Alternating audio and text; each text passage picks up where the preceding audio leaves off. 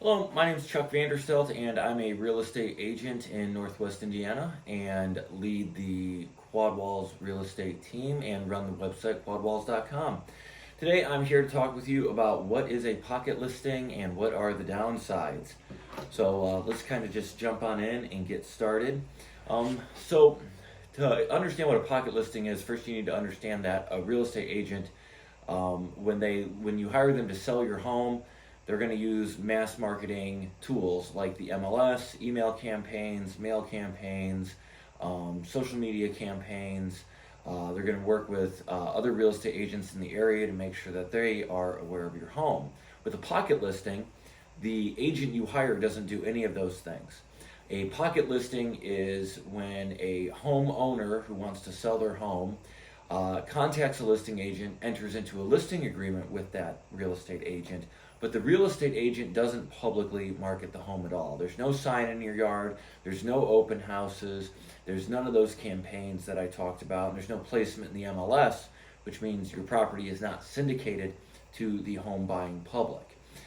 So if you're asking, how is it listed, it's given to an agent to market, but that agent doesn't then do any mass marketing. Instead, all that agent does that you have hired is they tell home buyers that they either already know or will come to know in the future that might be interested in a property like yours, that yours is available for sale. What that does is that causes you to be very reliant on the size of the network of the listing agent that you've hired. If it's a listing agent who doesn't know a lot of people who would be interested in a home like yours, or is unlikely to get to know people who would be interested in a home like yours, it's unlikely that the pocket listing would be very productive at all. There are some benefits to doing a pocket listing.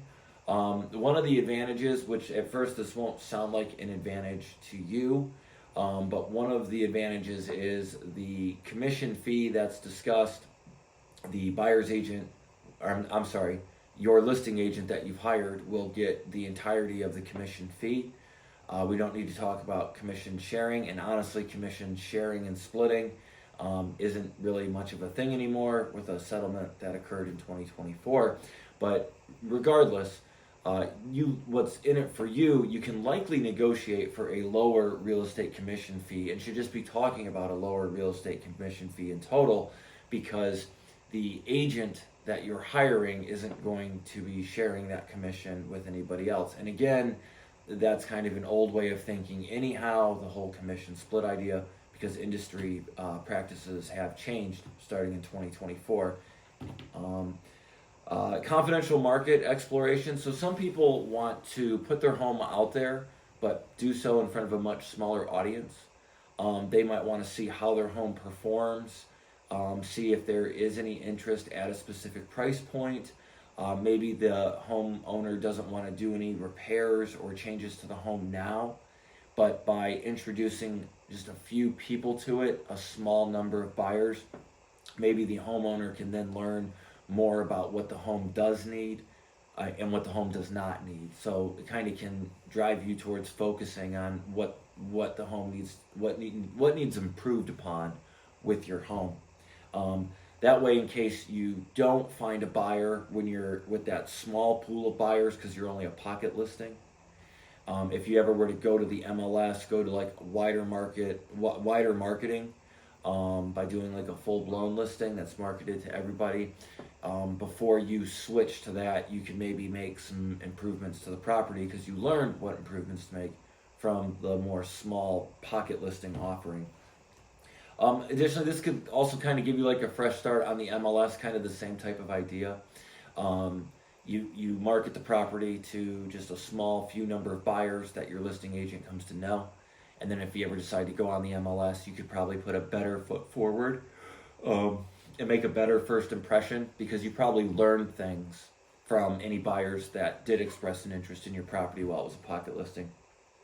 The biggest one is it enhances privacy. So most people do a pocket listing they really want things kept privately. They don't want the sign in their yard. They don't want all their neighbors know they're selling their house. They might not want friends, family, an employer, to know that they have their house on the market up for sale. And pocket listings can do a lot to keep things very quiet and very private. There are risks and challenges to pocket listings, so there are some consequences, and I very much believe the consequences outweigh the benefits. First off, limited exposure and reach. By not using mass marketing tools, by not using an MLS, by not syndicating the property to consumer-facing real estate websites, you're really, really reducing your exposure of the property very, very significantly.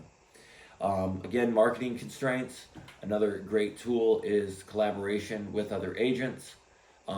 If your listing agent puts a home in the MLS, when it's a pocket listing, they don't put it in the MLS, but when you do a full-blown listing, your agent will put it in an MLS. This communicates to not only the consumer-facing real estate websites, but it also communicates to all of the other agents working in your area. And some agents over here might have a buyer that your home is a perfect fit for. So, but a consequence of a pocket listing is that communication to collaborating agents never occurs. You have a very high risk of underselling the property. So this is financials. This is the amount of money you'll get for the property. The example I use is think of an auction. Let's pretend maybe you want to auction off like a classic car or something. If 2 people come to the auction, you're going to get a price. If 2,000 people come to the auction, you're likely to get a higher price. So greatly minimizing the home buyer audience that you're speaking with. And with a pocket listing, you are drastically limiting the size of that audience, making it very, very small. You have a very high likelihood of underselling the property and not getting what you get, not getting like the absolute highest price that the market would be willing to pay. And lastly, another consequence is you're reliant on the network of the listing agent you've hired.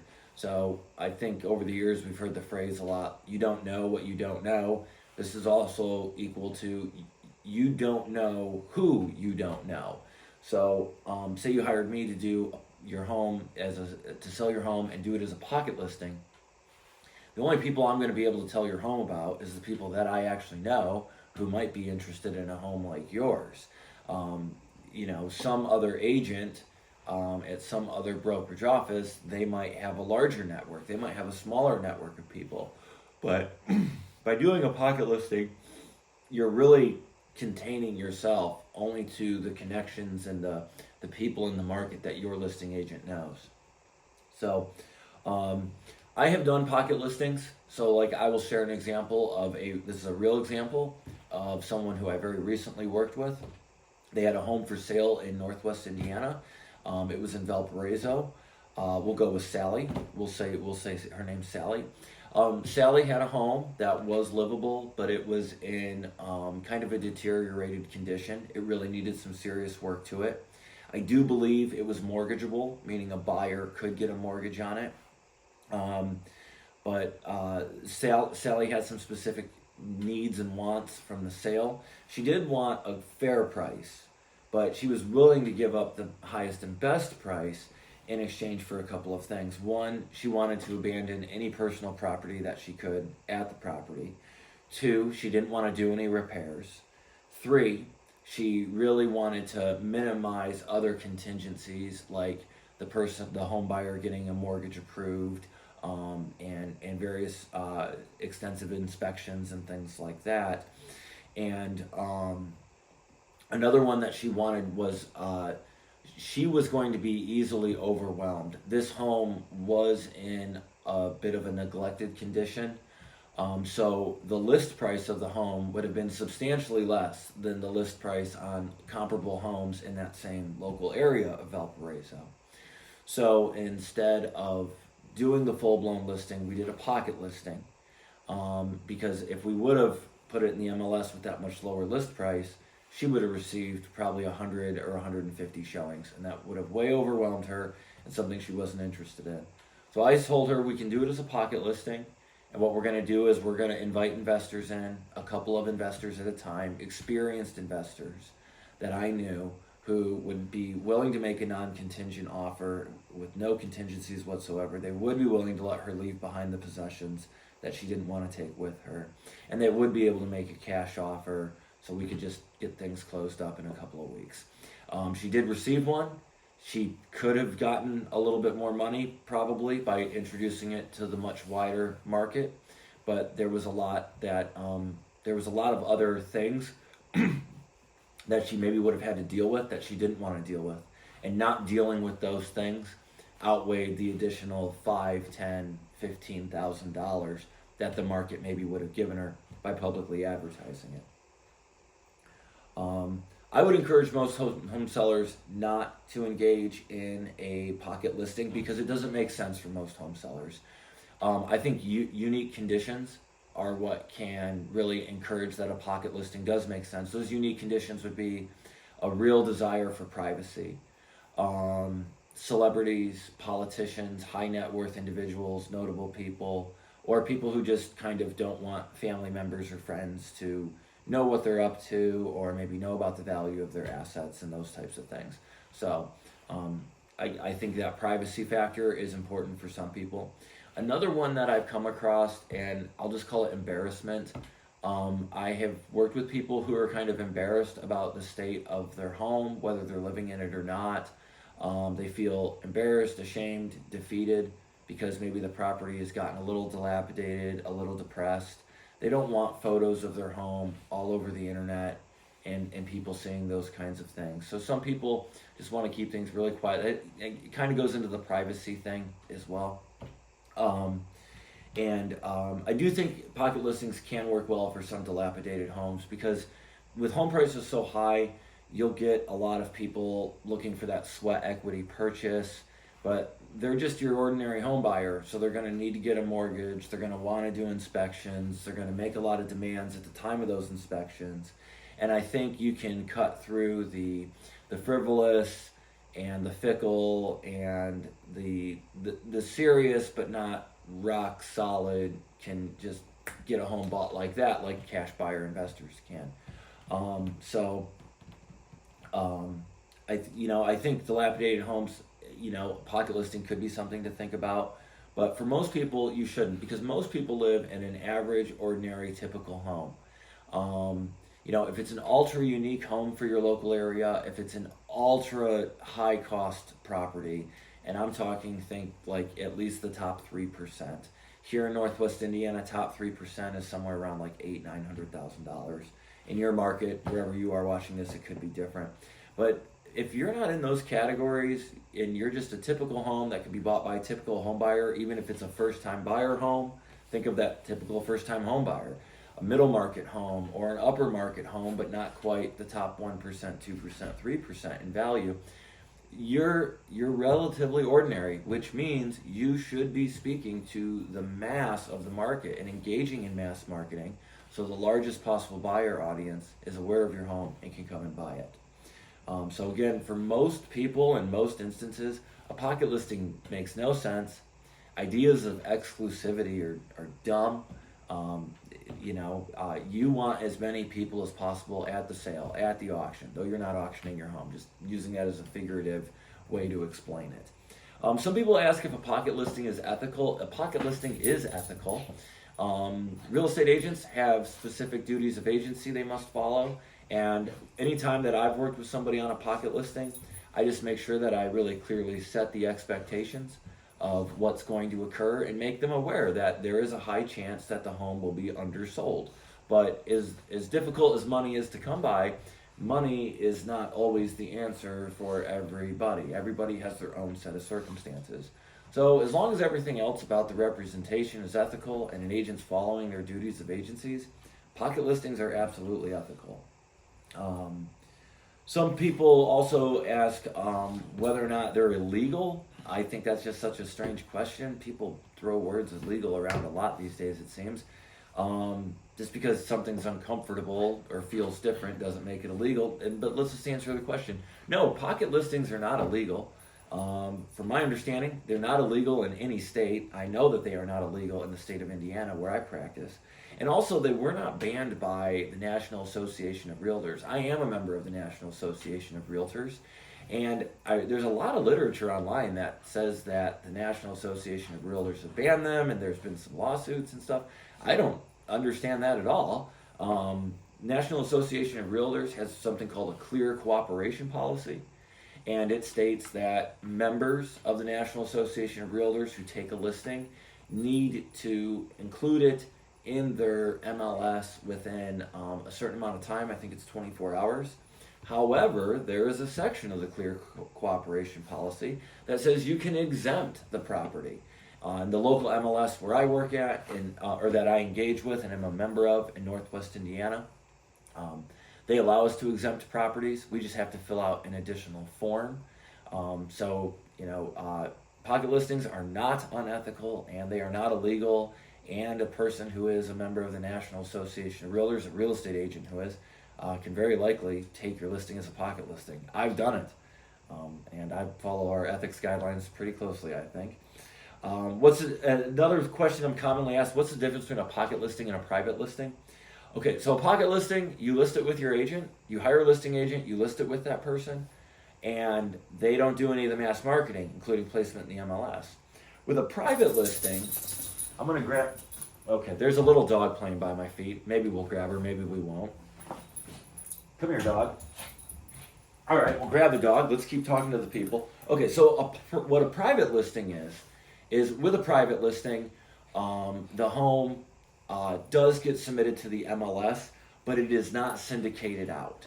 So with a private listing, all of the other member real estate agents of a local association, they are made aware that your home is for sale because it hits the MLS. But think of all those consumer-facing real estate websites, Realtor.com, Zillow, brokerage-owned websites, real estate agent-owned websites. Your home will not be displayed on those because they shut off the syndication, the outbound syndication part. But you do get a lot of exposure from the fact that real estate agents in the local area will be made aware that the home is for sale. But you still don't see the other mass marketing like the email campaigns and the social media campaigns and the sign in the yard and the open houses and all those types of things. There are some other alternatives to a pocket listing. I just described doing a private listing. Another option could be an office exclusive listing. With an office exclusive, it's the same idea as a pocket listing, but instead of your one listing agent talking about the property, your listing agent communicates the fact that your home is for sale and the terms that you're looking for, but they communicate it only with other agents in their office. So that can be kind of interesting, and I think if you're doing a pocket listing, really think about at least making it an office exclusive. Because now if you're hiring a real estate agent with a brokerage of, say, 25 agents or 50 or 100 agents, instead of the pocket listing with just your one listing agent and their one network, you now have the benefit of the network of all 25 or all 50 or all 100 agents inside that office. The home still is not mass marketed, it's not put in the MLS, nothing like that. Another idea is something called a coming soon listing. I'm not a big fan of these. A lot of MLSs have started introducing a coming soon status. I know in my local MLS, our coming soon status, all of the real estate agents are made aware of the property. They can see the photos, they can see the terms that the seller's looking for, like price and closing timeline, and they can learn all about all the features of the property. But the home is not syndicated to home buyers. Real estate agents can share it on like a one-to-one basis with home buyers, and you can't do any showings or anything like that. To me, it just kind of doesn't make a lot of sense. I've done a few listings. When we were offered this feature, I wanted to try it out. I ran it through listings through the coming soon. I didn't really see any real benefits to it. I didn't see any negatives either, but it just kind of seemed like, what's the point? So I don't do them anymore. Here's the bottom line on pocket listings. To wrap this all up. If you're looking for, if privacy is just ultra important to you, if you have a very unique home, if you have a very, very high dollar home, top 2%, 3% in your local area, or if you just don't want anybody knowing your business because maybe your home is a little dilapidated or you don't want to deal with 100, 200 showings going on and all these people who think they're going to become America's next great real estate investor, pocket listing might be for you. I would encourage you to hire an agent who's been doing the job for a while and who spends a lot of money on marketing and can show you that they have a database with a lot of names in it and demonstrate to you that they're always meeting new people.